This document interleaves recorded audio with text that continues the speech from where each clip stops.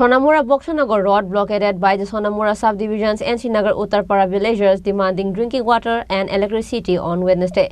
It is learned that the villagers did not have electricity for past 12 days. In the details of the incident, it is known that the electricity transformer of N.C Nagar Uttar area of Sonamura subdivision broke down 6 months ago. Then electricity connection is provided to the area from another transformer. But in the last 10 to 12 days ago, the electricity service in the area was interrupted. As there is no electricity in the area, the residents are not getting drinking water. Therefore, the people of the area blocked the Sonamura-Boxanagar road on Wednesday morning in a kind of compulsion. Blockaders said that they have demanded many times to restore the electricity service in the area, but many times they were sent from one office to another, but of no use.